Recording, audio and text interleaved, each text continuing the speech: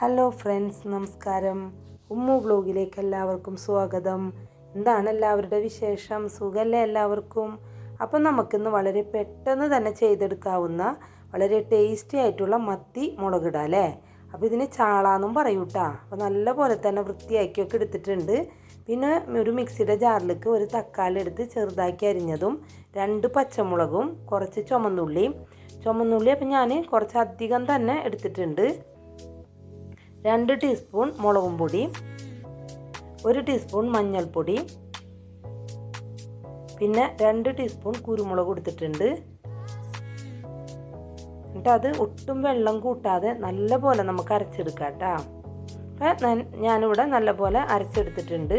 പിന്നെ ഒരു ചട്ടി അടപ്പത്ത് വെച്ചിട്ട് അതിലേക്ക് കുറച്ച് വെളിച്ചെണ്ണ ഒഴിച്ചു കൊടുത്തിട്ടുണ്ട്. വെളിച്ചെണ്ണ നല്ലപോലെ ചൂടായി വന്നപ്പോഴേ അതിലേക്ക് ഒരു ചെറിയ കഷ്ണം ഇഞ്ചിയും 3 വെളുത്തുള്ളിയും ഇതേപോലെ കട്ടി കുറച്ച് നീളത്തിലരിഞ്ഞത് ഇട്ട് കൊടുത്തിട്ടുണ്ട്. പിന്നെ ഞാൻ അതിലേക്ക് കുറച്ച് കറിവേപ്പിലയും ഇട്ട് കൊടുത്തിട്ടുണ്ട് കേട്ടോ. ഇനി അത് നല്ല പോലെ ഒന്ന് മൂത്ത് വരട്ടെ കേട്ടോ. അത് നന്നായിട്ട് തന്നെ ഇളക്കി കൊടുത്തിട്ടുണ്ട്.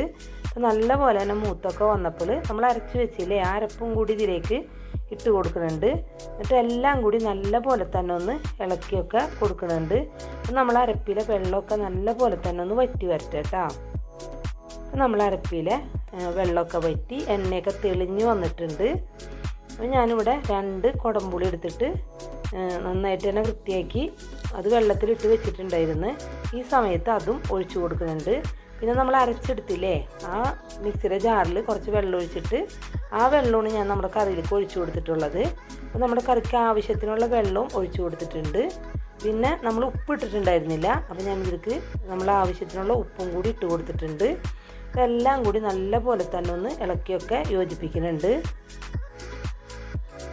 ഇനി നമുക്കതൊന്ന് അടച്ച് മൂടി വെക്കാം കേട്ടോ. ഒന്ന് നന്നായിട്ട് തന്നെ തിളച്ച് വരട്ടെ. കുറച്ച് കഴിഞ്ഞ് നോക്കിയപ്പോൾ നല്ല പോലെ തന്നെ തിളച്ചൊക്കെ വന്നിട്ടുണ്ട്. ഇതിലേക്ക് നമ്മൾ വൃത്തിയാക്കി വെച്ച മത്തിയില്ലേ, അതും കൂടി ഇട്ട് കൊടുക്കുന്നുണ്ട്. എന്നിട്ട് ഒന്ന് ഇതേപോലെ ഒന്ന് ഇളക്കി കൊടുക്കുന്നുണ്ട് ഞാൻ. ഇനി നമുക്കതൊന്ന് അടച്ച് മൂടി വെച്ച് നമ്മളെ മീനൊക്കെ നല്ല പോലെ വെന്ത് വരട്ടെ കേട്ടോ. കറിയൊക്കെ ഒന്ന് വറ്റി വരട്ടെ. ഞാൻ വീണ്ടും തുറന്ന് നോക്കിയപ്പോൾ നമ്മുടെ കറി ഒന്നും കൂടി വറ്റി വരാനുണ്ട്. കണ്ടില്ലേ, ഇതേപോലെ ഇളക്കിയാൽ മതി. കുത്തി ഇളക്കി ഒന്നും ഇതാവരുത്. അപ്പോൾ മീനൊക്കെ ഭയങ്കരമായിട്ട് പൊടിഞ്ഞു പോകും കേട്ടോ.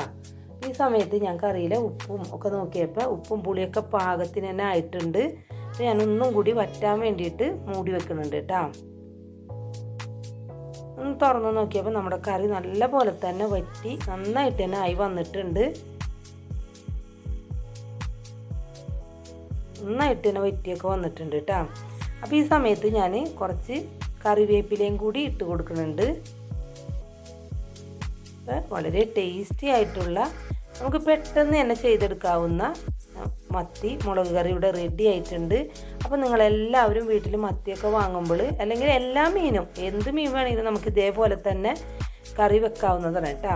ഇതേപോലെ ചെയ്തിട്ട് ഇതിൻ്റെ അഭിപ്രായം കമൻറ്റിലൂടെ എന്നെ അറിയിക്കുകയും വേണം. അപ്പോൾ എൻ്റെ വീഡിയോ കാണുന്ന അത് ആദ്യമായിട്ടാണെങ്കിൽ എന്നെ സബ്സ്ക്രൈബ് ചെയ്യാനും ലൈക്ക് ചെയ്യാനും ഷെയർ ചെയ്യാനും മറക്കരുത്. എന്നെ സപ്പോർട്ട് ചെയ്യണേ. അപ്പോൾ അടുത്തൊരു വീഡിയോ ആയിട്ട് ഞാൻ വരുന്നതാണ്. എൻ്റെ വീഡിയോ കാണുന്ന എല്ലാവർക്കും നന്ദി, നമസ്കാരം.